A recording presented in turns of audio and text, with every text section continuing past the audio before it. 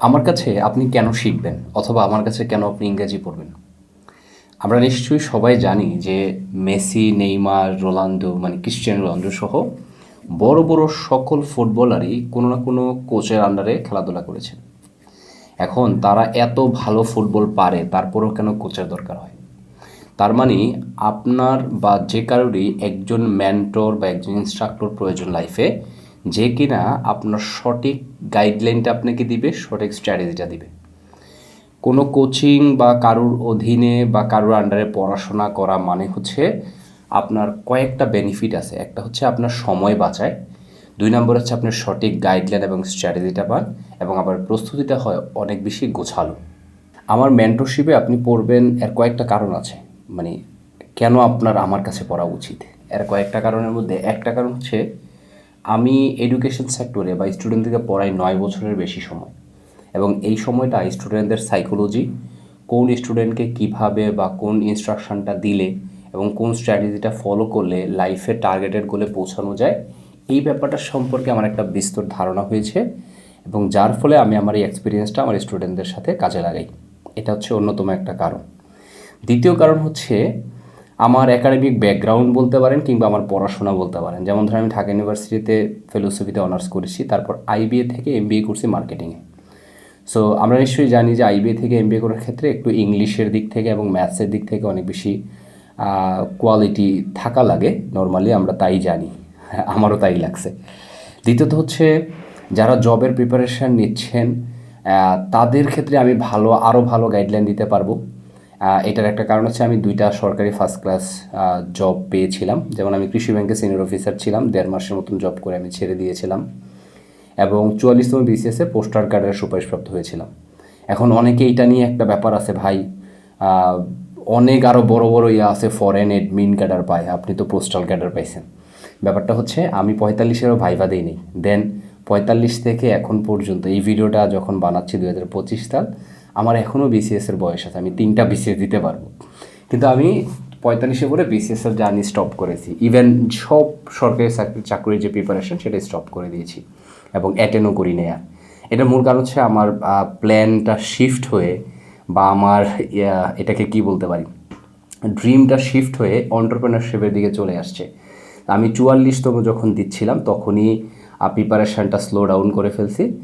Still তারপরও সৃষ্টিকর্তার উছিলা কোনো না কোনোভাবে অ্যাটেন্ড করছি কোনো না কোনো কারণে, বিভিন্ন নানান পারিপার্শ্বিক অবস্থায়, এবং একটা জেনারেল ক্যাডারও পেয়েছি। সো আমার যেই ক্যাডার পাওয়া, এবং 45তম বিসিএসে প্রিলি রিটেনটিকে ভাইবা আমি অ্যাটেন্ড করি নাই। সো আমার এইগুলোর একটা এক্সপিরিয়েন্স যেহেতু আছে, এবং সৃষ্টিকর্তা যদি আমাকেও এই সেক্টরে রাখতো, ইনশাল্লাহ আমি হয়তো বা আমার মূল টার্গেট ছিল ফরেন কাটার একটা সময় স্টুডেন্ট লাইফে, সেটা হয়তো বা অ্যাচিভ করে ফেলতে পারতাম। যাই হোক, ওইটা আরও ভিন্ন স্টোরি। ওইটা বলার উদ্দেশ্য হচ্ছে আমি যেহেতু 2টা সরকারি ফার্স্ট ক্লাস জব পাওয়ার এক্সপিরিয়েন্স আছে আমার, সো সেখান থেকে আমার ওই এক্সপিরিয়েন্সটা, পড়াশোনার স্টাইল এবং স্ট্র্যাটেজি, এগুলো কিন্তু আমি আপনাদের সাথে শেয়ার করতে পারি, এবং এইটা কিন্তু আপনাদের কাজে লাগবে। তার চেয়ে আরেকটা বড় জিনিস হচ্ছে আমি যেই সার্কেলের সাথে চলাফেরা করি তাদের বেশিরভাগই কেউ কর্পোরেট, কেউ বিসিএসের ভালো জবগুলোতে আছে, কেউ এন্টারপ্রেনার। তো ধরেন আপনাদের ক্ষেত্রে কেউ আবার দেশের বাইরে চলে গেছে, মানে আমার সার্কেলের মধ্যে ইউএস, কানাডা সব বিভিন্ন জায়গায়। তো যারা আইএলস প্রিপারেশান নিচ্ছেন তাদের আইএলস সম্পর্কে আমি আমার নলেজটা শেয়ার করতে পারবো, এবং যারা জবের প্রিপারেশান নিচ্ছেন আমি আমার সার্কেলের সাথে, আমার সার্কেলের অন্যদের স্ট্র্যাটেজি কেমন ছিল, অন্যদের পড়াশোনার স্টাইল কেমন ছিল, সেই জিনিসগুলোও কিন্তু আপনাদের শেয়ার করতে পারি আমার এক্সপিরিয়েন্স শেয়ার করার পাশাপাশি। সো এই কারণগুলোর কারণে আমি মনে করছি যে আপনার আমার মেন্টরশিপে পড়াশোনা করা উচিত, এটা আমি বিশ্বাস করি। এখন আসেন, আপনাদের সামনে আমার একটা পপুলার ব্যাচ আছে, সেটা হচ্ছে ফিউচার ক্যারিয়ার ব্যাচ। এটার ব্যাচ 3-এ ভর্তি চলছে, অর্থাৎ 2025 সালের এখন চলছে হচ্ছে ডিসেম্বর মাস। 15 ডিসেম্বর থেকে এটার ক্লাস শুরু হবে, ওরিয়েন্টেশন। এই ব্যাচে ভর্তি চলছে। ফিউচার ক্যারিয়ার ব্যাচ মূলত হচ্ছে ইংরেজির ব্যাচ। এখানে মূলত হচ্ছে মূল টার্গেট থাকে বিসিএসের ইংলিশে যে 200 মার্ক রিটেন, সেইটার আপনাকে আমি প্রিপারেশনের জন্য আপনাকে আমি প্রস্তুত করাবো, এবং এই একই প্রিপারেশান আপনার অন্য সরকারি সকল ইংলিশ রাইটিংয়ের জন্য অনেক বেশি ইফেক্টিভ হবে, কোনো এদিক সেদিক নেই। যেই পরীক্ষাগুলোতে ইংলিশ রিটেন আছে সে জায়গায় অবশ্যই কাজে লাগবে। যেমন ব্যাংকের মধ্যে 100+ মার্ক থাকে ইংলিশেরই, এটা তো একেবারে পুরোপুরি ম্যাচ করবে অবশ্যই। বিসিএসে 200 মার্কের প্রিপারেশন নেওয়া মানে আর কোনো ইংলিশের জন্য আই হোপ আমার অন্য কোনো প্রিপারেশন দরকার পড়ে না। তাছাড়া অনেকের প্রশ্ন থাকে, ভাই এটা কি প্রিলিতে কাজে লাগবে? ভাই ইংলিশ যখন আপনাকে শেখাবো, এখানে কিন্তু গ্রামারের ব্যাপার আছে, এখানে ফ্রি হ্যান্ড রাইটিং আছে, বেসিক জানার আছে, অবশ্যই এগুলা এই কোর্সের সাথে ইনক্লুডেড আছে। কিন্তু এখানে এটা অটোমেটিক্যালি প্রিলির জন্য কাজ করবে, কিন্তু এইখানে আলাদা করে এমসিকিউ পড়ানো হবে না, এটা হচ্ছে মূল ব্যাপার আর কি। তাছাড়া এই কোর্সটার সাথে আপনাদের ফ্রি হ্যান্ড রাইটিং বেসিক এবং ফ্রি হ্যান্ড রাইটিং এই দুইটা আমার ডেডিকেটেড রেকর্ডেড কোর্স, এই রেকর্ডেড কোর্সগুলো পাবেন। সাথে বিসিএসের যেই 200 মার্ক, এই 200 মার্কের ট্রান্সলেশন, প্যাসেজের 100 মার্ক এবং এসে শুধু ওইটার, এবং ব্যাংকের ক্ষেত্রে ফোকাস রাইটিং, আর্গুমেন্টিভ রাইটিং, এগুলোর আলাদা করে ক্লাস আছে, এগুলো সবগুলোই লাইভ ক্লাস। এবং এই কোর্সের জন্য কোর্স ম্যাটেরিয়াল হতে শুরু করে অন্য কিছুর জন্য আপনাকে কিছু কিনতে হবে না। এখানে আমার রাইটিং এক্সপার্ট বই, যেটা ফ্রি হ্যান্ড রাইটিং শেখার জন্য, এটা পেয়ে যাবেন, সাথে তো কোর্স আছেই।